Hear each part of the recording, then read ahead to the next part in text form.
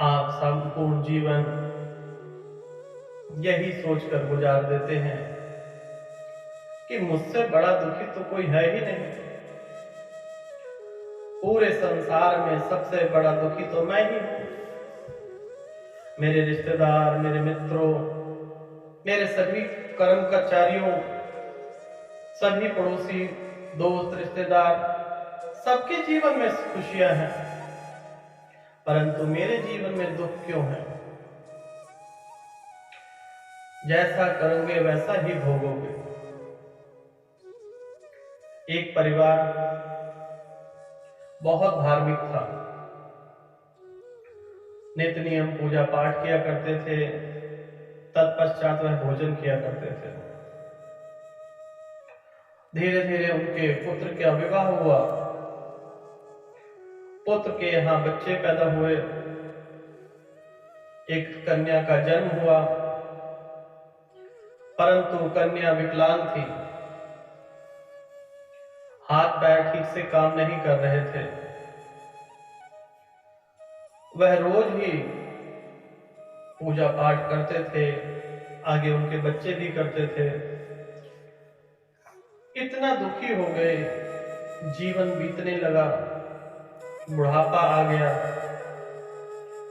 विकलांग कन्या जो थी वह भी जवान हो गई। अब बुढ़ापे में उन्हें यह सता रहा था कि मेरे बाद इस कन्या का क्या होगा, इस कन्या की देखभाल कौन करेगा।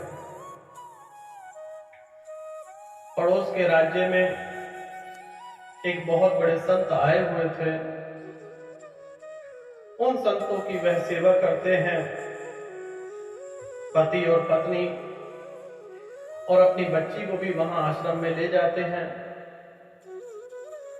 नित्य नियम गुरु जी की सेवा करने के पश्चात एक दिन संध्या के टाइम पर गुरु जी से मिलन हुआ उनका, और वह सज्जन फूट फूट कर रोने लगे और कहने लगे कि हे परमात्मा, हम इतनी पूजा पाठ करते हैं, गरीबों की मदद करते हैं, सब कुछ करते हैं,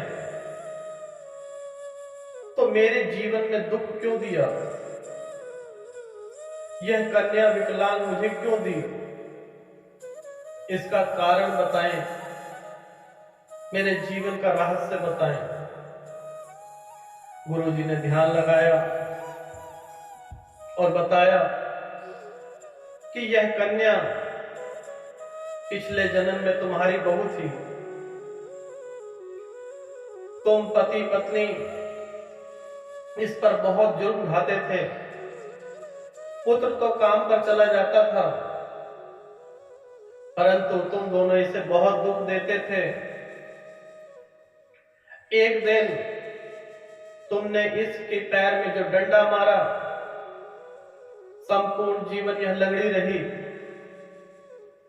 और मन ही मन कोसती रही कि मैंने ऐसा कौन सा पाप किया जो इसकी सजा मुझे मिली। अगर मैंने कोई पाप नहीं किया तो इस इंसान को इसकी सजा जरूर मिले। धीरे धीरे आप लोग भी मर गए और बहू भी मर गई।